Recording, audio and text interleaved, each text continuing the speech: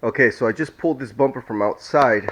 It's been in the sun for a good, I don't know, 6 to 8 hours.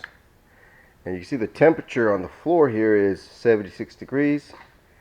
And on the bumper, 116 degrees. 115. Because I just pulled it out of the sun. 119 right here. 120. Okay, so the reason that I do this, again, I've said this in many other videos, is I'm searching for air pockets. And that's one way to do it. I'm sure there's many ways to do it, and there is many ways to do it, and I can tell you other ways how you could do it, but this is one way that I've learned that I like to do it, because it's, it's pretty easy. Put it in the sun, it pretty much finds them on their own. So like, I got an air pocket right here. I'll take a little pick and just poke that air pocket out. What is an air pocket? An air pocket is simply a bit of air when you're rolling it up. When you're rolling up your fiberglass, use a roller.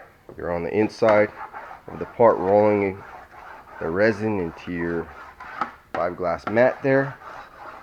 And sometimes, the air gets under that and it creates a bubble.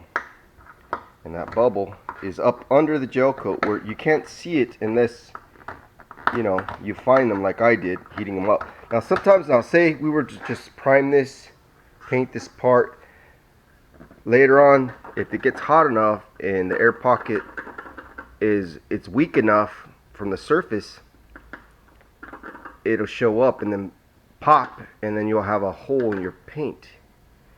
Now most likely it won't do that, because when you put a couple layers of primer on here, it's going to make that gel coat even thicker, and then your paint, and then you're going to have your paint with most likely a clear coat on it, and that's going to make it, it's going to stack it, like another eighth of an inch thick or so, and it's going to be hard for the air pocket to come out. But you never know. So, and this is fiberglass stuff, this is handmade stuff, so we want to make sure any air pockets are found, and that's just what I'm doing here. It's kind of a long explanation of what I'm doing. But other than that, this thing's ready to be sanded. Alright, now after I found all my little surface imperfections, small little pinhole air pockets throughout the surface, now you want to come around and I'm just going to take this tool and then run it across here. And see, right there, found a small air pocket right on the edge. And you want to do this because this edge is prone to getting hit a lot on your panels when you're laying them up on your car. So you want to run this edge over. See, like right here is a tiny air pocket right there. So small. But that's big enough for it to show through when you paint it. So you want to make sure you get rid of those. And over here I found one right here, right on the corner. So that needs to be filled. And just go around these edges here, make sure there's no air pockets in that corner, because that's where they tend to actually be, is when you're laying up your glass from the inside. They love corners. But what I've been doing is putting pieces of strand mat before I lay up my big pieces in that corner to keep it from getting air pockets, and that seems to be working really good. And I'll come over here on this edge too, go over it a couple times, make sure there's no voids. And you'll feel it. See, like right there, you feel it. It'll kind of drop into the void. Okay? Very small air pocket right there.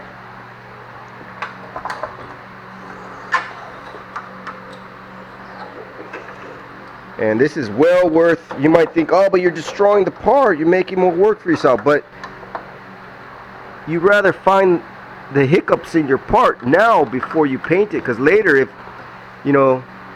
that decides to burst, or you hit it against something, or you squeeze it with your hand, or any little movement, that might pop up, and then later it's too late, then you already had your part painted.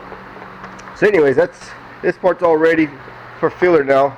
I'm going to sand down this mold line, grind down all those little imperfections and fill them, and then I'll sand the whole part with 180 grit.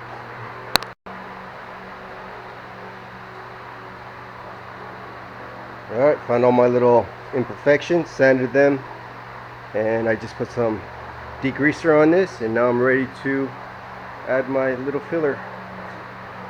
A little bit of filler on those spots. Alright, here I sanded down the filler that I put in. And when you're done sanding it, you can see it's very little filler. I mean, tiny. We're just looking at a little pinhole. And that's from when I laid it up in the sun. It found any little air pockets. And when you're done sanding all that filler, it's really hardly any filler at all. Okay? Little tiny bit right here, that little air pocket there.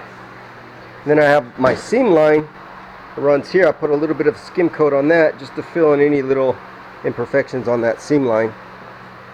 Okay? So I got to sand this out a little bit more. Sand a little bit here. But we'll stop that right there, and we'll take a video in a minute when I'm done sanding this completely with 180 grit. Alright, here we have the part ready for primer to be sprayed.